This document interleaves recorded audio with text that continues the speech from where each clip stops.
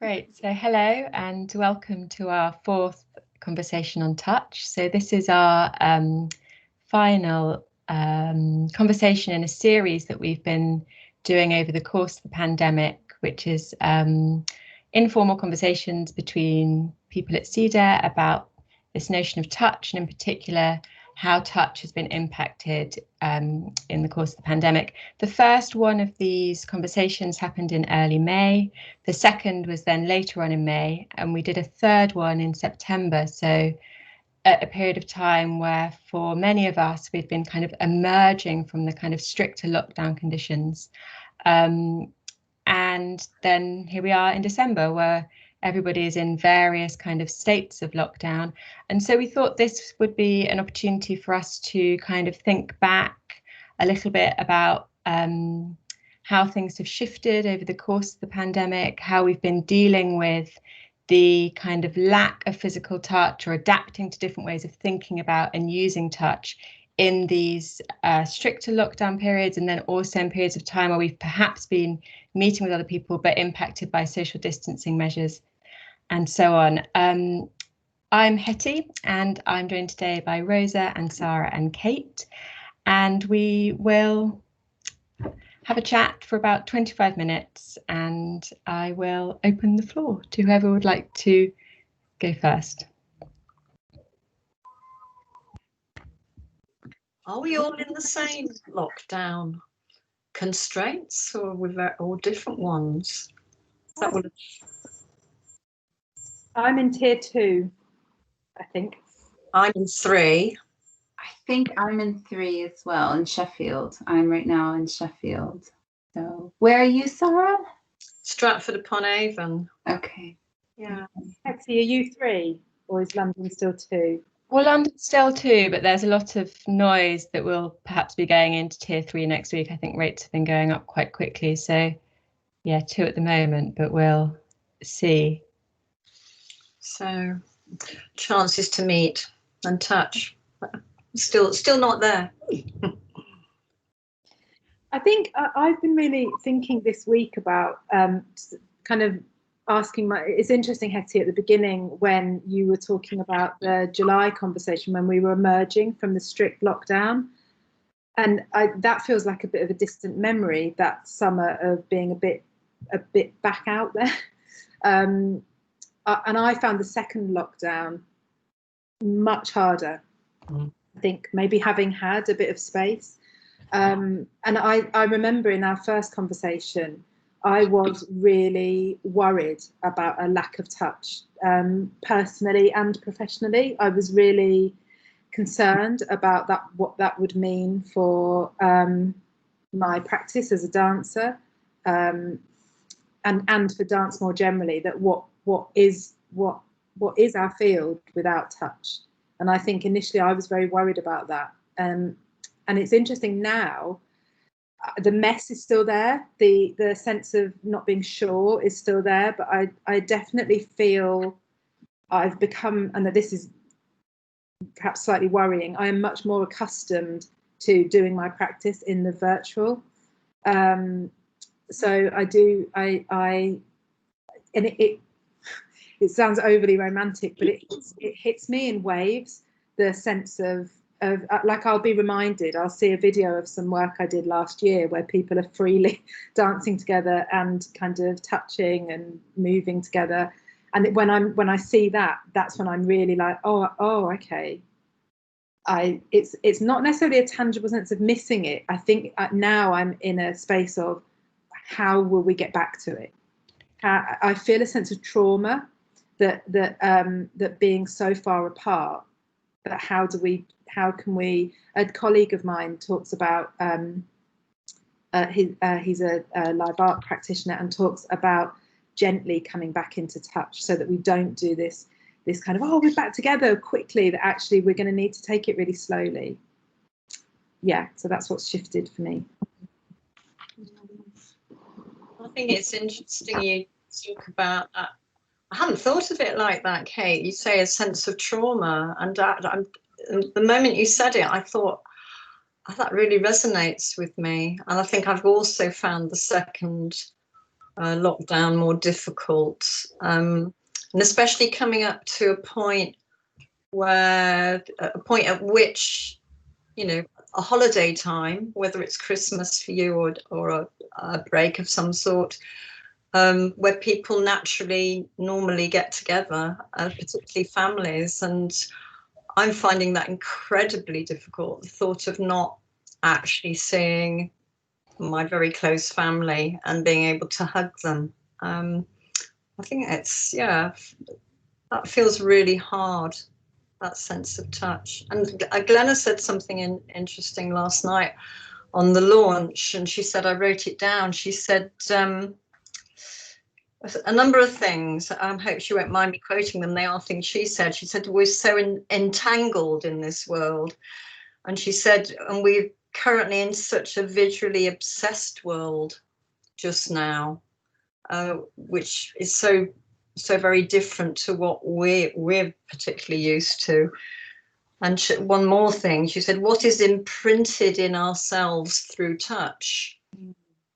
And it's sort of, I don't know, it brought that trauma to me in a way when I reflected on those things that she said. Mm.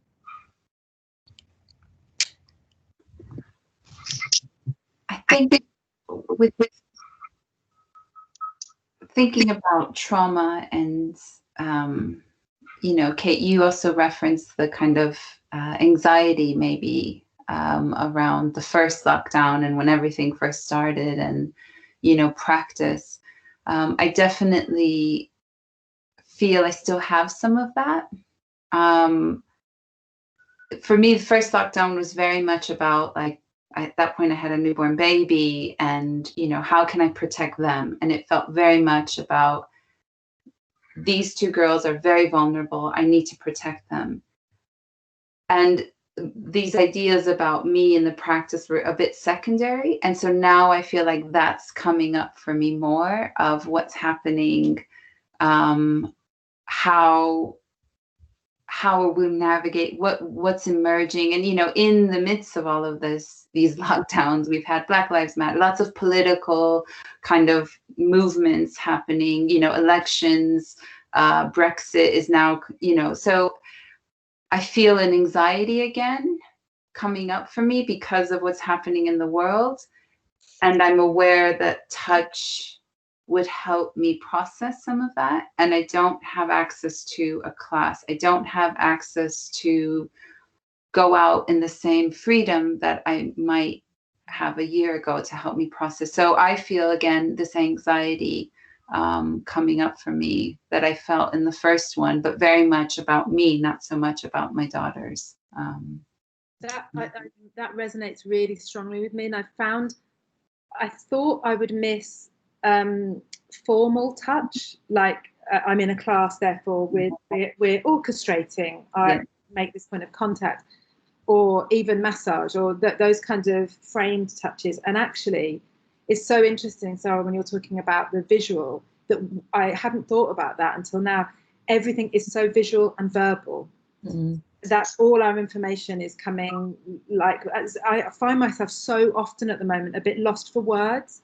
And it's made me think about how we use touch, like Rosa, you're saying, as a mode of coming together or reassurance, but in a way that the verbal and the visual aren't quite adequate at doing. So it's really interested me that I've missed spontaneous touch, but I've really missed pedestrian touch in the way that, like, I mean, I don't do it, and I've talked about the choreography of the supermarket before, but I'm really aware I've become very, very, not playful, but I'm hyper aware of my proximity to other people.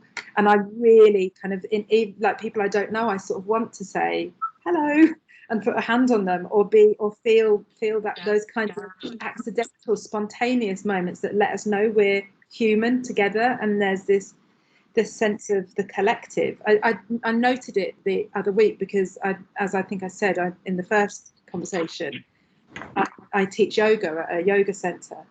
And we've been in and out and in the studio and out of the studio, but at no point have we been able to use hands-on or body, no contact is allowed.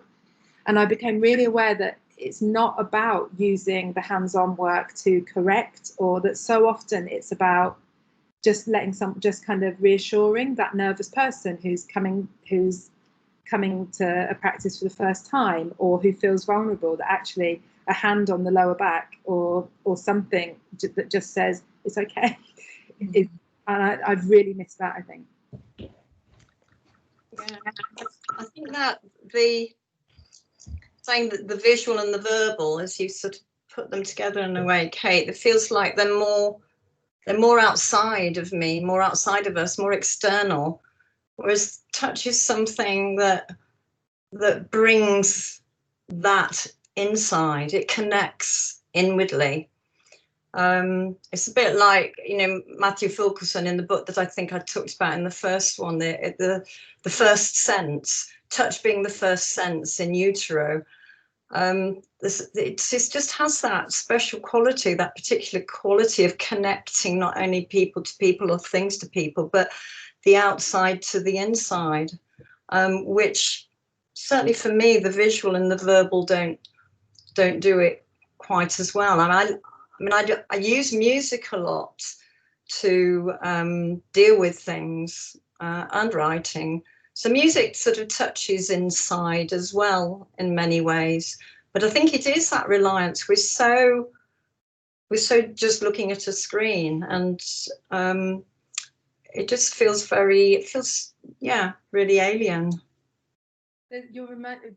I've been in so many conversations recently where people talk about Zoom fatigue, like that's become a thing, or COVID fatigue, all those things. Yeah.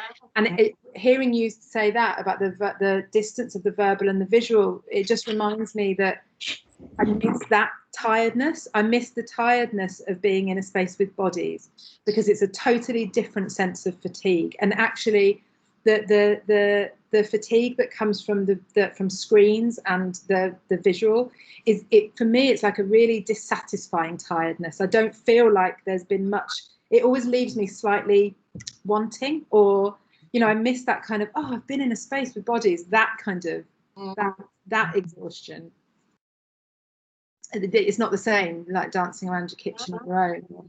And just on a slightly tangent, sorry Hetty, I think I interrupted you, on a slight tangent, because you were in that quote, Sara, you were talking about objects and people, and actually I've really found that my relationship to inanimate objects is really, I'm much more kind of, I take much more time in kind of touching things, or just I've noticed it, like my hand on the banister going down the stairs, or just reaching out to a brick wall when I'm walking, just those kinds of, my relationship with inanimacy or inanimate objects has shifted. Yeah, I think that's also quite interesting, because the touch with surfaces, for me at the beginning of the pandemic was actually another area that I was quite kind of fearful of, particularly in public spaces. And be crossing the kind of what are those things called, pedestrian crossings, and you have to press the button, and I sort of get to my coat, and and you sort of go to the supermarket and you wipe the basket and things like that. And I think, for me personally, over time I've become a little bit less kind of stringent about those things and a bit less concerned about it. But it's interesting, as you say, Kate, because that's another kind of loss in a way, is the really free way that we have been able to interact with our own environments in a way. Our own public spaces has definitely been shaped to some extent, I think, through the pandemic. So it's not just touch between people. And I think it really resonates with me what you were saying about the different kind of tiredness, and also going back to what you were saying before about the kind of collective and the desire to touch strangers. And I saw some footage of people dancing in a club, and I was hit with that same sense, Kate, that you were talking about, of kind of nostalgia. And it's like, it's now been so long that we've sort of moved away from, or I've moved away from being like a sort of simple sense of I miss that, to being like it's a really distant memory. That kind of really close, and actually that's not really about touch as much as proximity, but that really close proximity with lots of other people, and what that kind of brings in terms of collective energy and things. So yeah, just to say that really resonated with me. Yeah.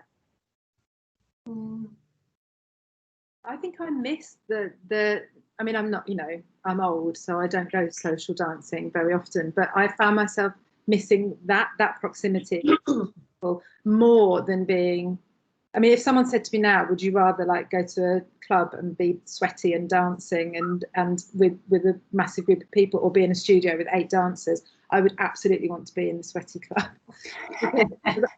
Or the spontaneity of that, I think, is what I'm yearning for now. It's going to be loads of 45-year-olds regressing to their 18-year-old sons. Yeah, it's interesting you were saying about the. Well, I was watching a program about Ireland, and just watching the place. I think Simon, it was just meeting people and reaching out and shaking hands. And it really surprised me that I was sort of like, I sort of took a breath when he did that. This is on the screen. You know, like, it's almost like it's such a memory of something that used to be. Just sort of an everyday, ordinary action of greeting that is just no longer acceptable. Yeah, it's very strange, that, isn't it? How such ordinary things can just go. And do you think we'll come back to that, or do you think there's a possibility that we'll emerge out of this, and actually not having physical contact straight away with someone you're meeting will become a thing? I think so. I think people might, you know, it might take some time for people to feel, you know, can I touch you? Can I not touch you? What are the rules here? And maybe that might be different depending if it's your family, you know, you can ask that question. You know, but I think there will be lots of questions around that. But I think that's a good thing, because, you know, sometimes, you know, if someone, you know, I know with teaching, if I've always asked, is everyone okay if I touch them before class, you know, and I learned that because I worked with someone who had a disability, and they could not touch, they could not just be touched, and there were different types of touch that worked for them. So for me, that felt like a really good thing, that maybe we can ask that question, or somehow put that in the room in a way that can be respectful of who's in the space, so that people can feel they can be seen. Because not, you know I love touching. I'm, you know, culturally we kiss everyone when we meet, you know, but that I realize that that's not okay for everyone. So I've had to kind of rethink that, and that's a good thing. You know, that's a good thing for me to rethink that. And so I hope that we maybe can give ourselves permission to ask, you know, or to kind of try and engage who's in the space a little bit more. That gives me such a lot of hope, Rosa. I really like that perspective, because I think not only does rethinking how we encounter and touch, it also frees up a space to kind of in those encounters, to, if we're communicating about it, to ask for the contact that you want, which may be, I don't want any touch, or it might be, actually I want a really like long hug and I want to hold it for ages. Is that all right? Or that we can actually have we don't assume. Yeah, there's something interesting about breaking the convention of we're going to shake hands. So maybe people will hug more. Maybe there would that this spectrum of options will become. Yeah, I was talking to someone yesterday who's just said that this summer's just going to be crazy. What will happen when we're all allowed to? We're going to be having street parties and like, all, yeah. It's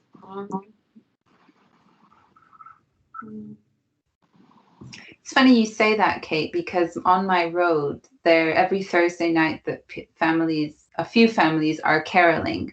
But what ends up happening is that they all kind of just come.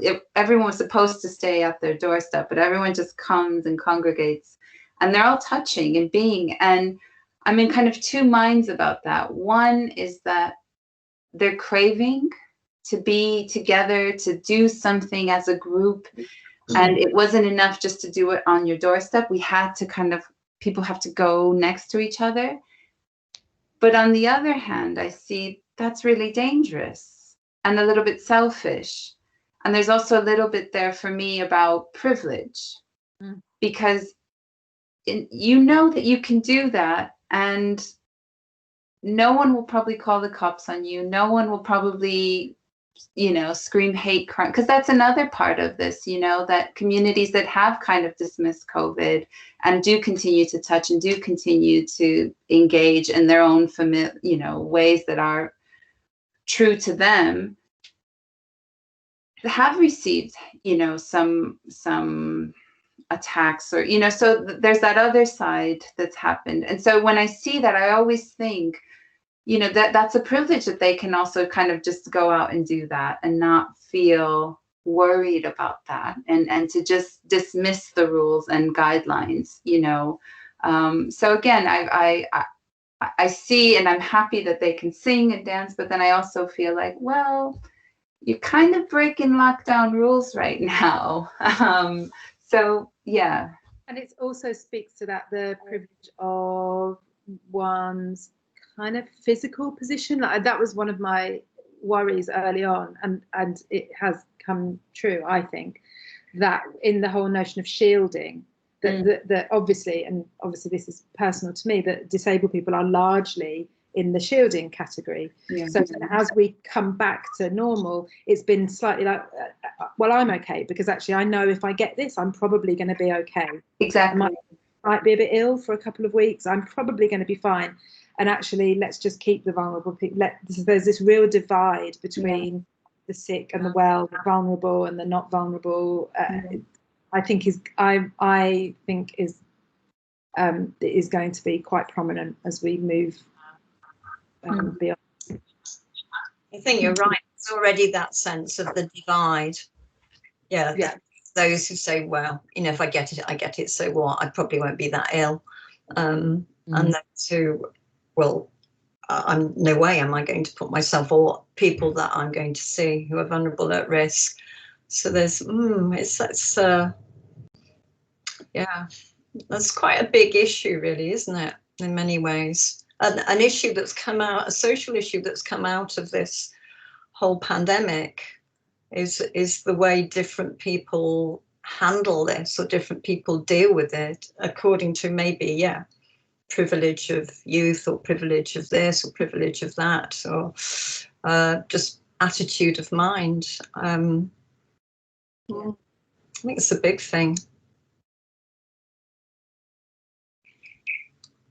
Yeah, in the way, for various reasons, it's really in lots of ways deepened existing inequalities, and how to then kind of culturally come back is complicated, as you said, and how to ensure that the types of divisions that you're articulating, Kate, can be kind of overcome in time is complicated. And I guess that, in a way, if we think back to the role of touch, and one of the things we were talking about at the beginning, it's like, how do we overcome all of the kind of issues that have been inscribed socially through the pandemic, and how can we, I guess, as dance practitioners, as dance researchers, use the skills that we have in some ways to help deal with some of those things, I think, is a really pertinent question. I mean, I have felt, it's difficult to say that without sounding really arrogant, and as much as I've really struggled with the early on narrative of bringing artists in to kind of save the day with creativity, and not recognizing the labor of creativity, or actually the loss of income that artists were experiencing, and the sort of underlying narrative of we don't really value the art, we're not economically valuing the arts, but actually we want it to make us all feel better and to get through this. So I kind of dismissed that. But as you're saying, Hetty, I do feel strongly that given the resources, it will be artists, dancers, body workers who are at the forefront of that coming back partly because our livelihoods depend on it, and our sectors and our practice depend on it, but also, and this is where it makes me feel quite impassioned, it's what we know. It's our business, it's our work. So, you know, that was where my panic came from, that touch is what we do. It's not solely what we do, but it's a huge part of what we do. So of course we're you know, and I think we do have that expertise to do it in a way with integrity, to not steam back, because I'm equally worried, as I said, about that was because I think, to go back to Rosa's point, that's no good either, to kind of steamroll back into touch, because I think we are all sitting with what it has meant to not be proximate to each other. So the sensitivity that I think is something that we're used to working with will be so important. And I think it's interesting that I'll do a sort of plug now, I suppose. The next series of talks will be around community, because I think, you know, it's going to move into that. You know, what is it going to be to be in community with other people? And you think about university students who have been so affected by this pandemic, and how they have not been able to, particularly undergraduate, new first-year undergraduates who have not had that experience of being able to engage fully in the university community, for one example. How has that been? I mean, it's been a really, really difficult thing for them. So yeah, dealing with people coming together in communities, how that will work, as you say, need to be dealt with very sensitively, carefully, ideally. Yeah. I'm reminded. Oh, sorry. Go ahead. You go. No, it's just, you know, I just was thinking about how, Kate, going back to your point around this is what we do and this is what we know, I feel that we definitely will be kind of advocates for, you know, returning to touch rather than returning to normal, and what, you know, that whole discourse. But, you know, that the body understands what it needs and can tell us what it needs. And so by listening to that body, we can then start to know what kind of touch we need, or what kind of body to body things or you know, activities we might need. And so I'm hopeful that we will be able to make a case of why dance is so important, and why touch is so important, and why, you know, we can't fragment, you know, we've done so much with, kind of going back to your point, Sara, around the visual and this kind of external way of being, but that going back and touching ourselves, you know, and going back to engaging with ourselves in a bodily way is really important. And I think we'll be able to kind of see some of that, you know, in this next year, hopefully. I think that's so interesting that actually, and I hadn't really thought about it in that way before, Rosa, that actually we have been forced into an environment where actually I think initially I might have feared that a lack of touch made my relationship with my own body different, or my relationship to other bodies. But listening to what you've just said, actually there is something that this period has made the body super present.